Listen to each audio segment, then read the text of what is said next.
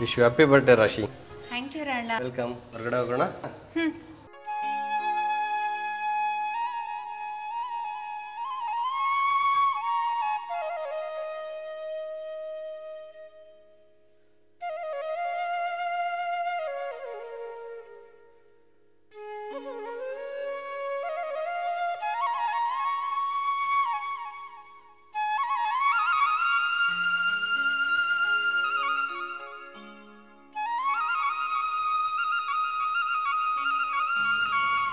Hello, ಏನು ಯೋಚನೆ ಮಾಡ್ತಿದ್ಯಾ ರಾಣ? ಏನೂ ಇಲ್ಲ, ನಾನೇನು ಯೋಚನೆ ಮಾಡಲಿ, ಹಾಗೇ ನೀನು ನೋಡಬೇಕು ಅಂತ ಅನಿಸ್ತು, ನೋಡ್ತಾ ಇದ್ದೀನಿ ಅಷ್ಟೇ. ನನ್ನನ್ನು ನೀನೇನು ಹೊಸದಾಗಿ ನೋಡ್ತಿಲ್ವಲ್ಲ, ಒಂದು ವರ್ಷದಿಂದನೂ ನೋಡ್ತಾನೆ ಇದೆಯಾ ತಾನೇ? ನಿಂಗೆ ನೆನಪಿದ್ಯಾ ಹೋದ ವರ್ಷ ಇದೇ ದೇವಸ್ಥಾನದಲ್ಲಿ ಇದೇ ದಿನ ಅಂದರೆ ನನ್ನ ಬರ್ಡೇ ದಿನ ನಮ್ಮಿಬ್ರು ಪರಿಚಯ ಆಗಿತ್ತು. ಅದಕ್ಕೆ ತಾನೇ ಈ ವರ್ಷನೂ ಇದೇ ದೇವಸ್ಥಾನಕ್ಕೆ ಬಂದು ನಿನ್ನ ಹೆಸರು ಅರ್ಚನೆ ಮಾಡಿಸಿದ್ದು.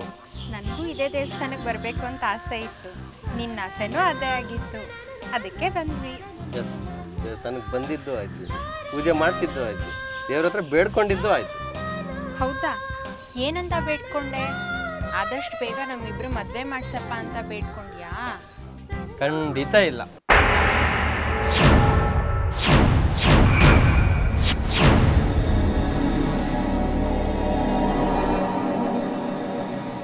ಮತ್ತೆ ನಮ್ಮ ಮದುವೆ ಯಾವಾಗಾದರೂ ಆಗಲಿ, ನಮ್ಮ ಮದುವೆಗೆ ಯಾರೂ ತೊಂದರೆ ಕೊಡದೇ ಇರೋ ನೋಡ್ಕೊಳಪ್ಪ ಅಂತ ಬೇಡ್ಕೊಂಡೆ. ಅದು ಸರಿ, ನೀನೇನಂತ ಬೇಡ್ಕೊಂಡೆ? ಆದಷ್ಟು ಬೇಗ ನಮ್ಮ ಚಿಕ್ಕಮ್ಮನ ಕಾಟದಿಂದ ದೂರ ಮಾಡಪ್ಪ ಅಂತ ಬೇಡ್ಕೊಂಡೆ. ನಮ್ಮಿಬ್ರು ಮದುವೆ ಆದಮೇಲೆ ನಿಮ್ಮ ಚಿಕ್ಕಮ್ಮ ನಿನ್ನ ತಂಟೆಗೆ ಬರಲ್ಲ ಬಿಡು.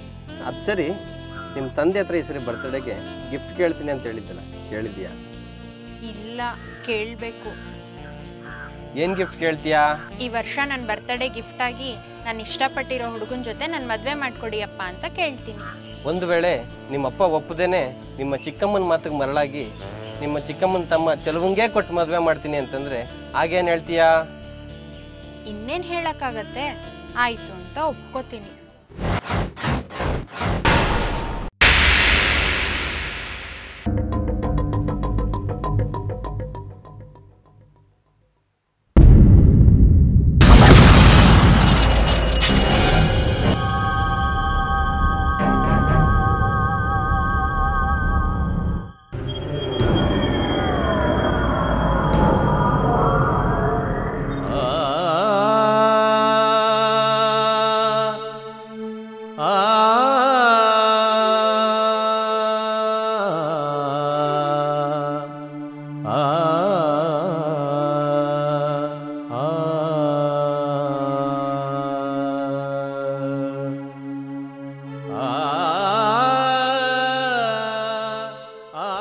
ಹೆಲೋ ಮಿಸ್ಟರ್ ರಾಣ,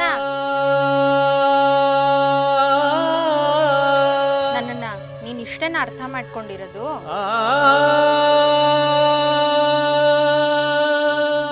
ನನ್ನ ಜೀವನದಲ್ಲಿ ಮದುವೆ ಅಂತ ಆದರೆ ಅದು ನಿನ್ನ ಜೊತೆ ಮಾತ್ರ.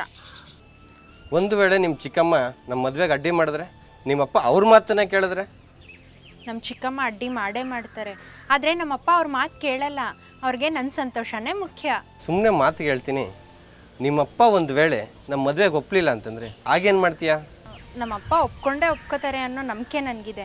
ಅದರಲ್ಲೂ ನಿನ್ನೂ ನೋಡಿದ್ಮೇಲಂತೂ ನಮ್ಮಪ್ಪ ಬೇಡ ಅನ್ನೋಕ್ಕೆ ಸಾಧ್ಯನೇ ಇಲ್ಲ. ಸದ್ಯದಲ್ಲೇ ನಮ್ಮಿಬ್ಬರ ವಿಷಯ ನಮ್ಮಪ್ಪಂಗೆ ಹೇಳಿ ನಿನ್ನ ಅವ್ರಿಗೆ ಪರಿಚಯ ಮಾಡಿಕೊಡ್ತೀನಿ. ಒಂದು ವೇಳೆ ಒಪ್ಪದೇ ಇದ್ರೆ ಅಂತನಾ? No chance. ಅಲ್ಲ, ಅದು ನಾವು ಕೆಲವು ಸಲ ನೆಗೆಟಿವ್ ಆಗು ಯೋಚನೆ ಮಾಡಿರ್ಬೇಕಂತೆ. ಅಂಥ ಸಂದರ್ಭ ಬಂದಾಗ ಮುಂದೆ ಏನು ಮಾಡಬೇಕು ಅನ್ನೋದನ್ನು ಆಮೇಲೆ ಯೋಚನೆ ಮಾಡೋಣ. ಅಷ್ಟಕ್ಕೂ ನಮ್ಮಿಬ್ಬರು ಪ್ರೀತಿ ಏನು ಅಂತ ದೇವ್ರಿಗೆ ತುಂಬ ಚೆನ್ನಾಗಿ ಗೊತ್ತಿದೆ. ಎಲ್ಲ ಅವನೇ ನೋಡ್ಕೋತಾನೆ. ನೀನು ಬಾ, ಹೋಗೋಣ.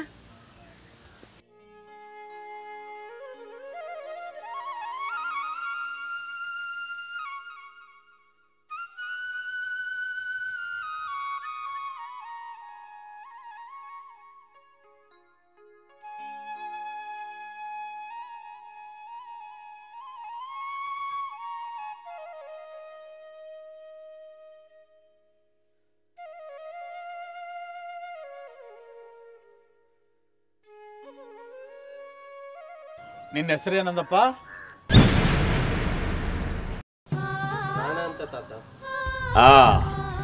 ಎಲ್ಲಿ ಗಂಟ ಓದ್ಕೊಂಡಿದ್ಯಾ? ಡಿಗ್ರಿ ಓದ್ಕೊಂಡಿದ್ದೀನಿ, ಹಾಗೆ ಕಂಪ್ಯೂಟರ್ ಟ್ರೈನಿಂಗ್ ಕೂಡ ಮಾಡ್ಕೊಂಡಿದ್ದೀನಿ. ಅದೆಲ್ಲ ಸರಿ, ಈಗೇನು ಕೆಲಸ ಮಾಡ್ಕೊಂಡಿದ್ಯಾ?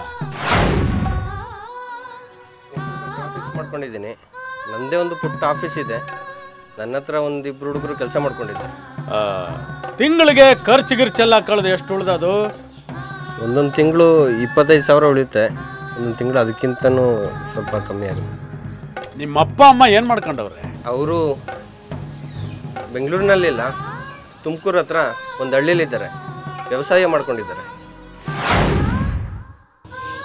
ಓ, ಅಂದರೆ ನನ್ನಂಗೆ ರೈತಾಪಿ ಜನ ಅನ್ನು. ಮೊದಲು ಬೆಂಗಳೂರಿನಲ್ಲೇ ಇದ್ರು. ಯಾವುದೊಂದು ಕಂಪ್ನಿಲಿ ಕೆಲಸ ಮಾಡ್ಕೊಂಡಿದ್ರು. ಯಾಕೋ ಸರಿ ಬರಲಿಲ್ಲ ಅಂತ ಬೆಂಗಳೂರು ಬಿಟ್ಟು ಊರಿಗೆ ಹೋದ್ರು. ನಿಮ್ಮ ಅಪ್ಪ ಅಮ್ಮನಿಗೆ ಎಷ್ಟು ಜನ ಮಕ್ಕಳು? ನಾನು ನನ್ನ ತಂಗಿ ಇಬ್ಬರೇ. ನನ್ನ ತಂಗಿ PUC ಓದ್ತಾ ಇದ್ದಾಳೆ. ಅವಳು MBBS ಮಾಡಿ ಡಾಕ್ಟರ್ ಆಗಬೇಕು ಅಂತ ಅವಳ ಆಸೆ. ನನಗೂ ಕೂಡ ಅದೇ ಆಸೆ. ನೀವಿಬ್ಬರು ಪ್ರೀತಿ ಮಾಡ್ತಿರೋ ವಿಷಯನ ನನ್ನ ಮೊಮ್ಮಗಳು ನನ್ನ ಅಳಿಯನ ಹತ್ರ ಹೇಳಿದ್ಲು. ನನ್ನ ಅಳಿಯ ಆ ವಿಷಯನ ನನ್ನ ಹತ್ರ ಹೇಳಿದ್ರು. ಹಂಗೆಯ ನೀವಿಬ್ರು ಪ್ರೀತಿ ಮಾಡ್ತಿರೋ ವಿಷಯ ನಿಮ್ಮ ಅಪ್ಪ ಅಮ್ಮನ ಹತ್ರ ಹೇಳಿದ್ಯೋ?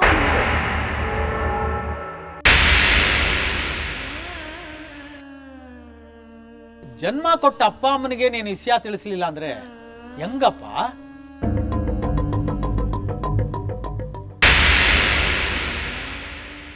ನೋಡಪ್ಪ, ನಮ್ದು ದೊಡ್ಡ ಕುಟುಂಬ, ದೊಡ್ಡ ಮನೆತನ.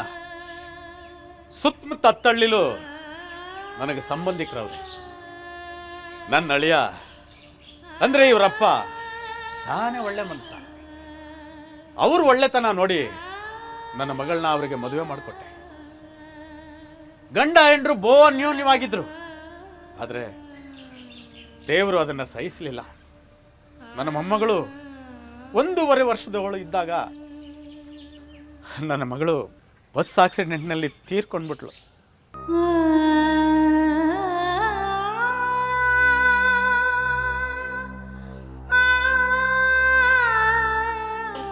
ಈ ನನ್ನ ಮೊಮ್ಮಗಳು ತಾಯಿ ಪ್ರೀತಿಯಿಂದ ವಂಚಿತಳಾಗಬಾರದು ಅಂತ ನಾನೇ ಹುಡುಕಿ ನನ್ನ ಗೆಳೆಯನ ಮಗಳನ್ನ ತಂದು ನನ್ನ ಅಳಿಯನಿಗೆ ಬಲವಂತವಾಗಿ 2ನೇ ಮದುವೆ ಮಾಡಿಸ್ದೆ. ಆದರೆ ಬಂದವಳು ಇವಳಿಗೆ ತಾಯಿ ಆಗಲಿಲ್ಲ. ಮಲತಾಯಿ ಅಂದ್ರೆ ಏನು ಅನ್ನೋದನ್ನ ತೋರಿಸ್ಬಿಟ್ಲು.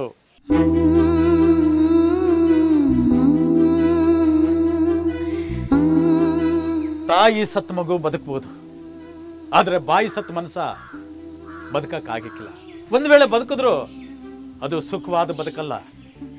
ಇದಕ್ಕೆ ಸಾಕ್ಷಿ ನನ್ನ ಅಳಿಯ ರಾಮು.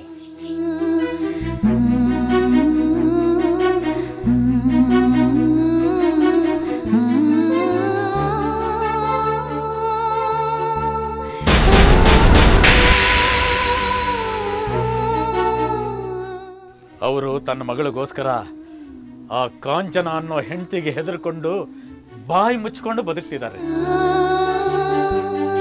ನನ್ನ ಅಳಿಯ ಮತ್ತೊಂದು ಮದುವೆ ಬೇಡ ಅಂದ್ರು. ಆದ್ರೆ ನಾನೇ ಒತ್ತಾಯ ಮಾಡಿ ಆ ಕಾಂಚನ ತಂದು ಮದುವೆ ಮಾಡಿದೆ. ನಾನು ಮಾಡಿದ ತಪ್ಪು ಅಂತ ಇವತ್ತು ನನಗೆ ಅನಿಸ್ತಾ ಇದೆ. ಅವಳಿಂದ ನನ್ನ ಅಳಿಯನಿಗೂ ಸುಖ ಇಲ್ಲ, ಈ ನನ್ನ ಮೊಮ್ಮಗಳಿಗೂ ನೆಮ್ಮದಿ ಇಲ್ಲ.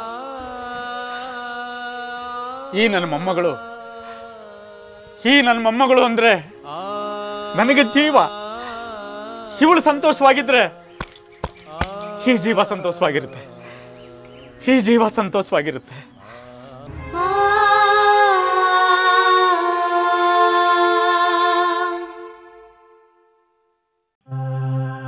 ನೋಡು, ನಾನ್ ನಿನ್ನ ಪ್ರಶ್ನೆ ಕೇಳಬೇಕು ಅಂತ ಇದ್ದೋನು ನಮ್ಮ ಕಥೆನೇ ಹೇಳ್ಕೊಂಡು ನಿಂತ್ಕೊಂಡ್ಬಿಟ್ಟೆ. ಯಾಕೆ ಗೊತ್ತಾ? ನಾವು ಯಾವುದನ್ನು ಮುಚ್ಚಿಡಬಾರದು ಅಂತ.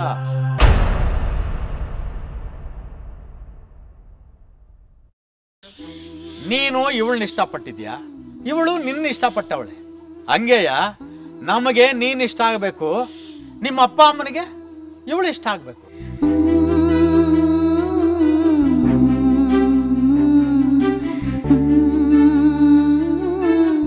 ಮೊದಲು ಈ ವಿಷಯನ ನಿಮ್ಮ ಅಪ್ಪ ಅಮ್ಮನಿಗೆ ತಿಳಿಸು.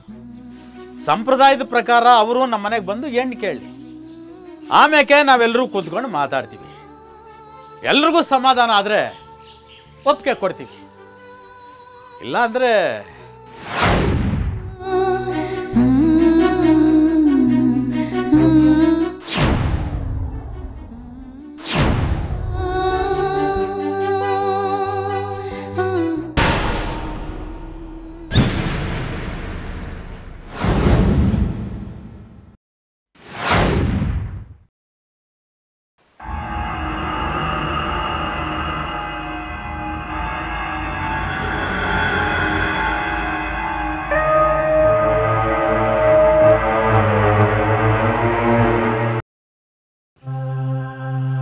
ಅಂದ್ರೆ ನಮ್ಮ ನಿರ್ಧಾರನ ನೇರವಾಗಿ ತಿಳಿಸ್ತೀವಿ.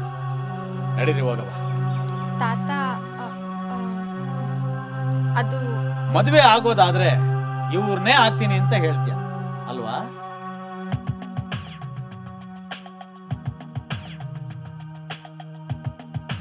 ಸುತ್ತಮುತ್ತ ತಳ್ಳಿಲಿ ಇಂಥವ್ನ ನಾನು ಸ್ಯಾನೆ ನೋಡಿವ್ನಿ ಕಂದ. ಆಮ್ಯಾಕ ಅವ್ರ ಬದುಕು ಏನಾಗೈತೆ ಅನ್ನೋದನ್ನು ನನ್ನ ಕಣ್ಣಾರೆ ಕಂಡಿವ್ನಿ. ಆ ವಿಷಯ ಬಿಡಿ, ಈಗ ನಿಮ್ಮ ವಿಷಯನ ನಮ್ಗೆ ಹೇಳಿದಿರಿ, ನಾವು ಹೊಸ ಯೋಚನೆ ಮಾಡ್ತೀವಿ.